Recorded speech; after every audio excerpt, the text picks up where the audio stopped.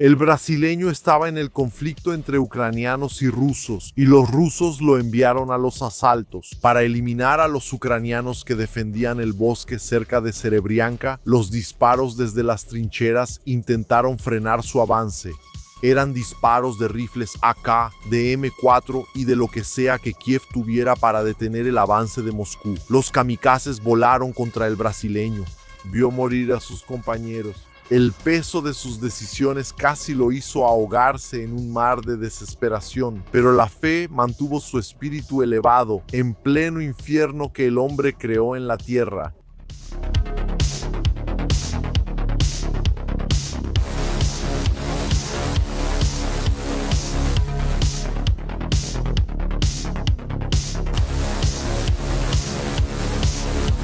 El inicio del conflicto en Ucrania impactó al mundo económica y políticamente. Con el tiempo, la guerra lejana se sintió más cercana por los reportes constantes de medios sobre las muertes de brasileños en el conflicto. Del lado de Ucrania, decenas de ellos murieron luchando por la Legión Internacional. Tardó en ocurrir lo mismo en el lado ruso. La verdad era que las Fuerzas Armadas rusas, con el tiempo, crearon un modelo en el que las recompensas y promesas para los extranjeros que lucharan en la guerra de Putin eran cada vez mayores. Altos salarios, bonos y ciudadanía. Había más. Para ayudar con eso, no faltaban influencers brasileños propagando noticias de una guerra que Ucrania ya había perdido, como si las batallas fueran fáciles. Para Rusia era como un paseo en el frente, con las bombas rusas atacando a las tropas ucranianas. Tienes más o menos entre 250.000 y 1 millón de muertos. Rusia nunca va a perder. Adiós. ¿Notas lo sutil de lo que digo? Si Rusia enfrenta al grupo, empatará con el mundo. Te diré algo que no quieres oír, pero tendrás que aceptarlo. Rusia ganó la guerra. Eso, sumado a la propaganda de altos salarios, además de algunos fraudes, empezó a atraer la atención de jóvenes como Vítor Lohan Núñez de Sousa. Supo temprano del conflicto. El algoritmo y los influencers influyeron en su visión de la guerra, presentando el lado ruso como fácil de combatir. La esperanza de ayudar a su familia y transformar sus vidas con grandes promesas animó su corazón y alimentó una idea que creció con los meses. Cuando él tomó su decisión, ya había otros brasileños allá luchando en nombre de la bandera de Putin. Algunos de ellos decían la verdad. Sí, había gente sincera hablando de los riesgos, pero sus voces eran mucho menos escuchadas. Hablar de riesgos no generaba interés, solo las victorias rusas lo hacían. Aún así, ellos contaban cómo era realmente la guerra. Para entonces, el algoritmo de redes sociales y voces esperanzadoras de algunos influencers ya habían conquistado el corazón de Víctor. Él anhelaba la experiencia militar y la promesa de buenos salarios le dio la esperanza de cambiar las condiciones de vida de su familia. A los 24 años vendió todo lo que tenía, juntó 5,000 reales y compró un boleto solo de ida a Rusia. El plan original consistía en una breve estadía en el extranjero para proveer ayuda financiera a sus familiares, seguido de un regreso a Brasil. Eran sueños normales de un joven con la expectativa de cambiar su vida con un salario, con lo que le habían prometido, como una guerra donde uno de los ejércitos más grandes del mundo enfrentaba fuerzas armadas deterioradas y desmotivadas que solo perdían territorio. Nunca hubo videos de esos influencers mostrando las muertes en las fuerzas armadas rusas, y el algoritmo no entregaba ese tipo de información. Víctor, sin ser militar, llegó a Rusia vía Qatar y se alojó en una iglesia mientras esperaba el alistamiento, confirmando cada vez más su creencia. Firmó un contrato en ruso, confiando en lo prometido y sin poder traducirlo. Más tarde, contaría que la promesa que le hicieron era la misma de siempre, un puesto auxiliar en el frente. Poco después, comenzó el cambio drástico en su vida, cuando el destino, que ya lo había puesto en los brazos de la guerra, soltó su mano para dejarlo, bajo la tutela de señores, como la muerte, la tragedia y el conflicto. Se unió a la 7ª Brigada Independiente de Fusileros Motorizados, una formación creada al inicio del conflicto entre Ucrania y Rusia. En 2014, cuando Moscú empezó a armar y financiar grupos separatistas en Donetsk y Luhansk. En 2022, la brigada se integró oficialmente a las Fuerzas Armadas rusas y se creó el 4º Batallón de Infantería. Según su familia, Vítor tuvo una preparación relámpago de 2 semanas antes de enfrentarse a la línea de frente. En ese periodo, conoció a varios extranjeros, entre ellos un chino con el nombre en clave Baby. Junto a colombianos, argentinos y cubanos, se preparó para el combate. Pero 2 semanas, 1 año o 2 años no serían suficientes para preparar a nadie para el horror de esa guerra. Ni el brasileño ni muchos otros estaban preparados para lo que era un escuadrón de asalto ruso en el frente de Ucrania.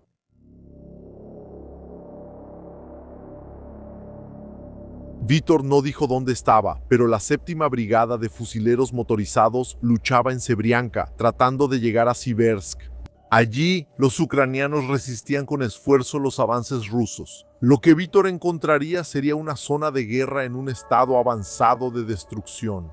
Los árboles partidos por el conflicto ya no tapaban el suelo quemado ni los restos de equipos destruidos por drones. La naturaleza se marchitaba, sustituida por la cicatriz dejada por el avance ruso. Las trincheras estaban expuestas como arterias en la tierra calcinada, bañadas de sangre rusa y ucraniana.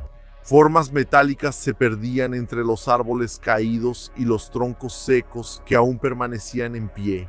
La luz del cielo atravesaba la niebla, iluminando cadáveres de soldados que probablemente nunca tendrían un funeral. Eran decenas de ellos tirados en las zanjas donde saltaron durante los asaltos o en los refugios que de poco sirvieron contra las bombas. Algunos cuerpos apenas conservaban forma humana, deformados por los impactos o consumidos por la descomposición. Armas, uniformes y radios eran reclamados lentamente por la selva, indiferente a las vidas humanas descartadas, pero lista para recuperar todo en cuanto los hombres abandonaron algunas partes. Aún había selva donde los soldados se refugiaban, esperando evitar los drones. En medio del bosque, las trincheras eran constantemente acosadas por las fuerzas de Moscú. Con disparos zumbando entre los árboles, se apretaban los gatillos hasta vaciar cargadores enteros contra los rusos que intentaban avanzar. Disparaban y se ocultaban en la trinchera para ganar tiempo. Las bombas rusas caían sobre los pueblos y sobre el bosque. Los artefactos pesados liberaban un calor que consumía los árboles, impregnándose entre los troncos hasta alcanzar a los ucranianos.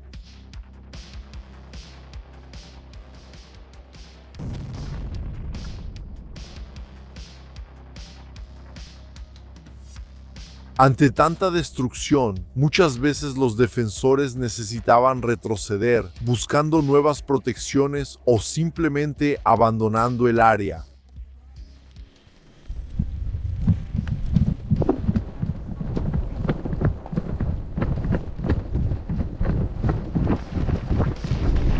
Los lanzadores múltiples de cohetes tampoco daban tregua. Decenas de proyectiles eran disparados contra el equipo ruso, distribuyendo destrucción por todo el campo de batalla.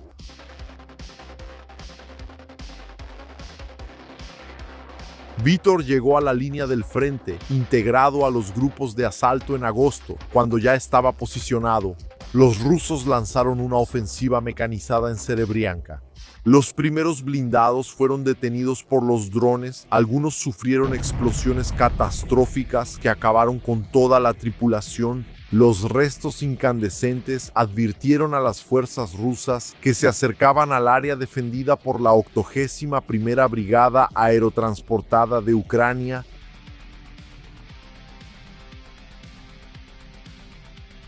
Un pelotón de motocicletas se unió al ataque.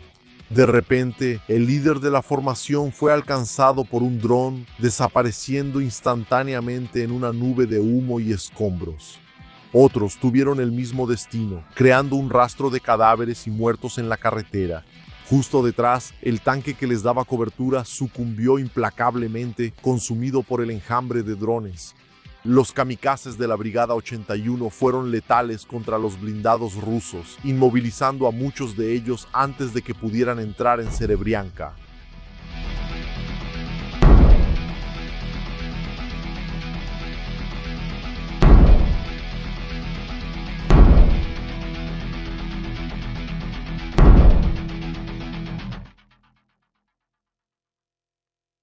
Vítor participó en varias ofensivas en esa época. Relató cómo el chino Baby, el argentino Eloy y otros 5 latinos fueron al combate. Fueron varios asaltos de diferentes escuadrones en ese frente peligroso todavía en los meses de agosto y septiembre. Uno fue un ataque nocturno en moto, cuyos faros encendidos atrajeron al enemigo. Cuando los soldados bajaron de los vehículos para iniciar la incursión, los drones ya estaban listos, soltando explosivos sobre las tropas rusas. Los primeros soldados cayeron frente a las trincheras ucranianas. Otros intentaron huir en una caminata dolorosa por la oscuridad, pero explosivos cayeron sobre ellos. Con precisión quirúrgica, la onda de choque destrozaba las piernas, primero subiendo vorazmente por el cuerpo hasta extinguir cualquier rastro de vida. Los drones con cámaras termográficas detectaron el calor de los soldados y sus motocicletas ocultas bajo los árboles. Lanzaron 2 explosivos para asegurar el objetivo. El tercero hizo rodar al soldado ruso por última vez. Drones kamikazes comenzaron a detonar sobre los otros soldados en una zona distinta del asalto. Hombres que habían avanzado a pie, envueltos en capas diseñadas para ocultar firmas térmicas, pero sin éxito. Las municiones lanzadas por los drones siguieron iluminando la noche y apagando las vidas de los soldados de Putin hasta que el ataque perdió ímpetu y los heridos tuvieron que huir. En uno de esos asaltos, Vítor vio cómo sus compañeros desaparecían. En medio de explosiones, Baby fue alcanzado por un kamikaze. Para horror del brasileño, su amigo seguía vivo, con las piernas arrancadas, sangrando poco debido a la cauterización de las heridas. El chino miró a Vítor, suplicando morir. Nada prepara a alguien para ver eso. El horror se reflejaba en el rostro de Vítor, sudaba y la adrenalina le hacía temblar las manos. El dedo estaba cerca del gatillo pero no se movió. No había nada en su corazón que lo impulsara a ejecutar a una persona así. El zumbido de los drones lo despertó. Los kamikazes se lanzaron en picada, trayendo más gritos al campo de batalla. Una explosión lanzó esquirlas contra sus piernas. Se movió con dificultad. La necesidad de sobrevivir y la fe lo impulsaron lejos de la muerte. La mente inundada por los destellos de los recuerdos de Baby y su súplica desesperada de misericordia. Vítor sobrevivió, pero su inocencia no. Los drones continuaron la caza por el bosque, volando entre los árboles. Sus lentes observaban los cuerpos caídos y buscaban a los heridos. Para eliminar cualquier riesgo de que un soldado regresara al frente y ayudara a cumplir los planes de Putin,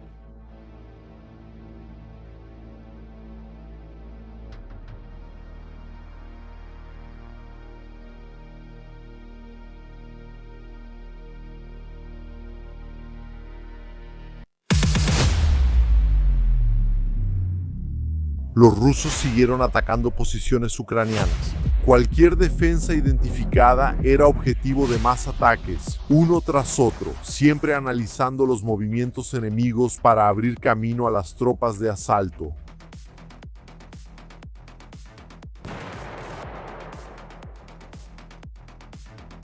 El Tu-1A ruso disparó cohetes sobre el bosque defendido por Kiev. Los 24 disparos en menos de 12 segundos proyectaron la amenaza a poco más de 10 kilómetros. Cuando cada cohete cayó entre los árboles, una pequeña carga rompió su envoltura, dispersando inmediatamente una nube de aerosol químico altamente inflamable que penetró en todas las rendijas, agujeros y huecos de la selva. Instantes después, al detonar la segunda carga en la niebla saturada, se formó una bola de fuego con temperaturas de entre 2500 y 3000 grados Celsius, La onda de choque, en lugar de ser detenida por los troncos, fluyó devastadora a su alrededor. En el epicentro de la explosión, el bosque fue arrasado al instante, con árboles carbonizados, partidos o arrancados de raíz. Debido a la violencia de la sobrepresión extrema, el bosque, devastado por los cohetes, ofrecía poca protección a los ucranianos, destrozados en cuerpo y alma por los impactos. Sabían que luego llegarían drones y grupos de asalto. Muchas veces era mejor moverse a posiciones defendibles, cediendo espacio al avance ruso, pero salvando la vida de los soldados. Víctor no lo sabía, pero las voces de otros brasileños estaban del lado opuesto, recibiendo los impactos de los RPGs y tratando de sobrevivir de la misma manera a la violencia de la guerra que eligieron. Estos hombres tenían que soportar los avances constantes de los rusos, hostigando sus defensas. Cada disparo era una prueba. Con suerte, había drones bielorrusos y ucranianos sobre los grupos de asalto enemigos, soltando múltiples explosivos a la vez. Varios ataques fueron repelidos, logrando que algunos enemigos se rindieran.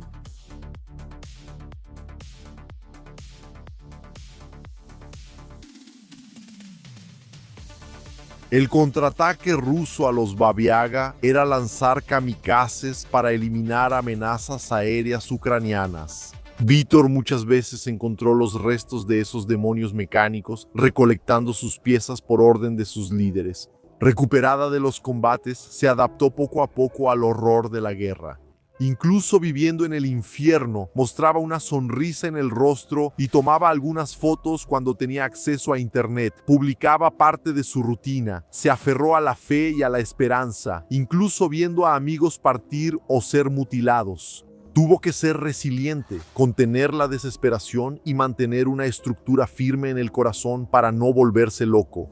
Tras días de desesperación e impacto inicial, se mantuvo firme en sus decisiones. Su misión ahora era sobrevivir en ese ambiente y regresar con su familia.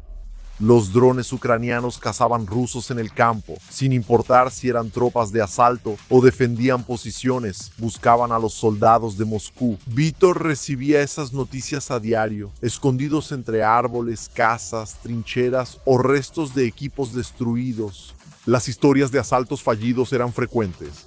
No era de extrañar que, de junio a septiembre, en 3 meses, el 4º batallón lograra avanzar solo 4 kilómetros, pero claro que también había misiones exitosas, donde los cadáveres de compañeros quedaban atrás, pero se tomaban trincheras.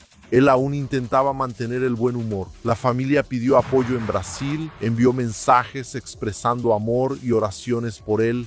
En septiembre, los rusos realizaron nuevos asaltos en la región, defendida por la 81ª y la 54ª brigadas. Los blindados resistieron a los drones emisores, estallaron en el camino. Sus rejillas de protección lograron mantener buena parte de ellos intactos. Soldados desembarcaron bajo árboles secos y los tanques atacaron las defensas ucranianas. Los blindados aún resistían a lo que los kamikazes lanzaban contra ellos música.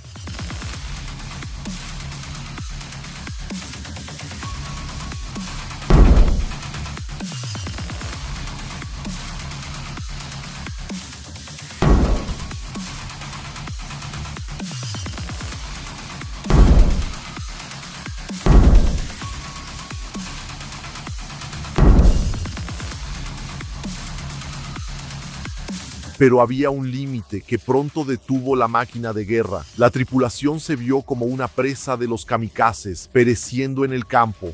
Un grupo de rusos presenció las explosiones al intentar un nuevo ataque en motocicletas. Era un camino difícil en una carretera dañada, lo que los hacía blancos fáciles. Zigzaguearon por la pista mientras el humo de las explosiones impedía ver a quienes observaban a sus compañeros alcanzados. Algunos desmontaron para buscar refugio cuando el terreno impidió avanzar con las motos, pero no había escapatoria. No hubo refugio que los salvara de la cacería mortal que venía del cielo. Otros brasileños dieron a Vítor como desaparecido alrededor de esa época. Entre septiembre y octubre de 2025, La familia, desesperada sin noticias, mantenía la esperanza entre sufrimiento y victoria, vigilando y esperando información de un frente peligroso. El valor con que enfrentó sus decisiones y mantuvo una sonrisa en los peores momentos dejó a muchos admirados, con la resiliencia de quien vio lo peor que el ser humano puede hacer a otro. Los rusos siguieron bombardeando la zona y aparentemente tomaron Serebrianka en diciembre de 2025. En esa época, Víctor ya no respondía mensajes. Siversk, muy cerca, también cayó en ese periodo. Un veterano diría que Víctor murió en combate y lo enterraron en Ucrania, sin velorio, sin despedida y sin que sus padres pudieran visitar el lugar donde su hijo sería enterrado. Las victorias rusas hacían pensar que era más fácil unirse a un ejército tan poderoso y en avance constante. En redes sociales parecía que solo morían ucranianos, porque el que gana no tiene soldados caídos, solo el que pierde posiciones tiene muertos. Algunos veían la guerra como un videojuego. Los fanáticos de una ideología o de los países que las representaban no entendían el sacrificio del soldado, menos aún el sufrimiento de familias que perdían contacto sin saber el destino de sus seres queridos, sin importar las motivaciones. En redes sociales rusas abundaban publicaciones de personas necesitadas, se perdía información de soldados y había esperanza de que estuvieran capturados o incomunicados por dificultades en el frente. El corazón siempre albergaba el pensamiento de que estarían vivos, tal vez sufriendo con miedo en una situación difícil, pero vivos en medio del infierno,